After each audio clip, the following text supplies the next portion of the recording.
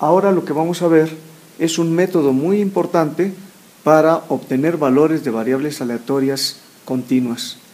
El método se conoce como el método de la transformada inversa. Está basado en lo siguiente: si x es una variable aleatoria con distribución f de x y esta es continua y estrictamente creciente, y además tenemos una variable u que sea uniforme 0, 1, entonces si definimos a y como la inversa de la distribución de x valuada en la variable aleatoria u, la variable aleatoria y tiene distribución f de x.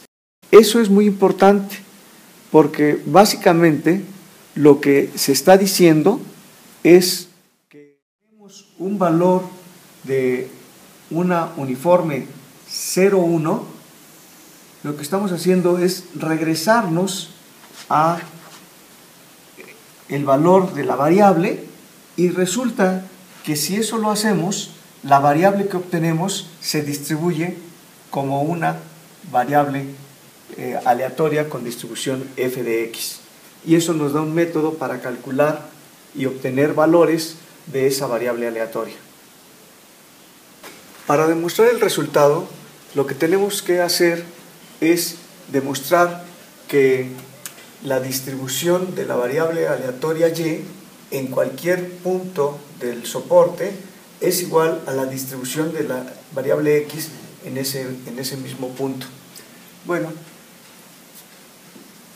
la definición del valor de la función de distribución en un punto z cualquiera de su soporte es la probabilidad de que la variable aleatoria sea menor o igual que el valor z.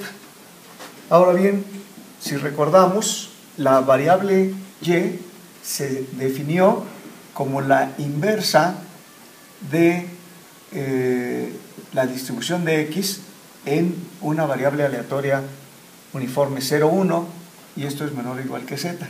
Y aquí es importante recordar que supusimos que nuestra función de distribución f de x era continua y estrictamente creciente. Eso me garantiza que puedo aplicar la función y se conserva la desigualdad. Es decir, esto es igual a la probabilidad de que aplicando la función f de x en ambos lados de la desigualdad tenemos el siguiente resultado.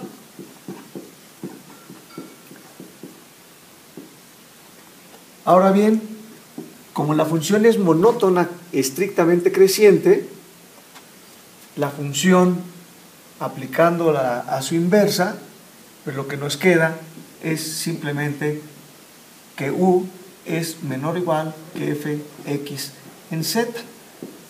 Pero, ¿cuál es la probabilidad de que una variable aleatoria uniforme sea menor o igual que cierto valor que está entre 0 y 1?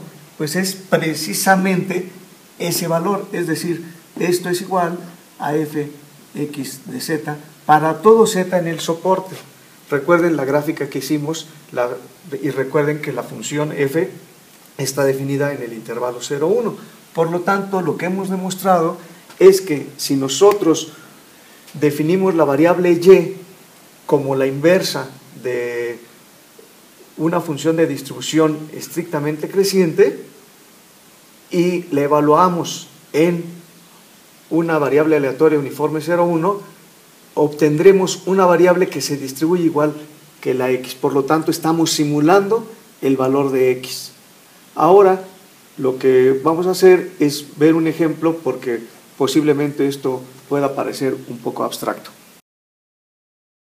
Como un ejemplo de esto que estamos analizando, supongan que tenemos una variable aleatoria x que se distribuye de manera exponencial con parámetro lambda.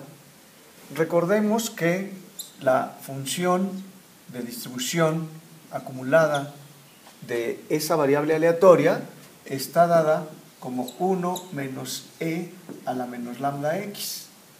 De acuerdo a lo que acabamos de ver,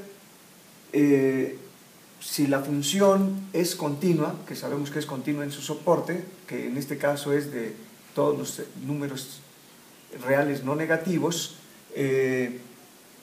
es estrictamente creciente, por lo tanto satisface las hipótesis del teorema.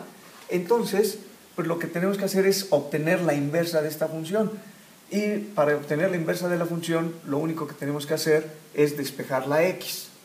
Así que, si nosotros a esto le llamamos la U, que es nuestra uniforme 0,1, y despejamos la x, tenemos que u menos 1 es igual a e a la menos lambda x, y por lo tanto menos lambda x es igual a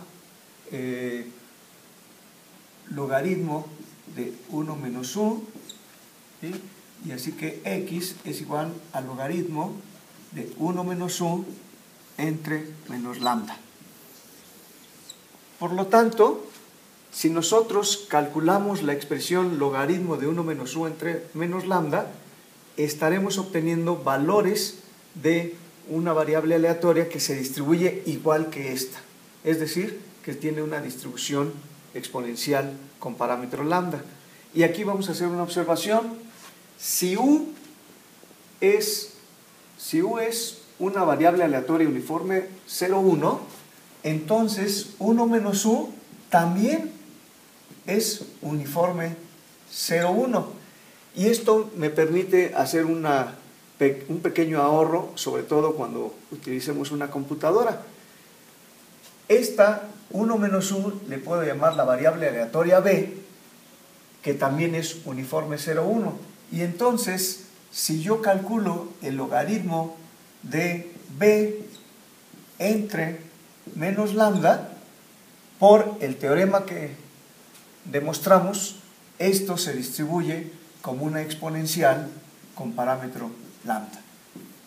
De esa manera, nosotros podemos simular una variable aleatoria exponencial con parámetro lambda. Recuerden que las variables exponenciales son sumamente importantes en, por ejemplo, líneas de espera y en aplicaciones de otra índole. Entonces, si nosotros queremos obtener valores de la variable aleatoria exponencial con parámetro lambda, basta con que generemos valores de una uniforme 0,1 y evaluemos esta expresión y sabremos que habremos obtenido una variable con distribución exponencial y parámetro lambda.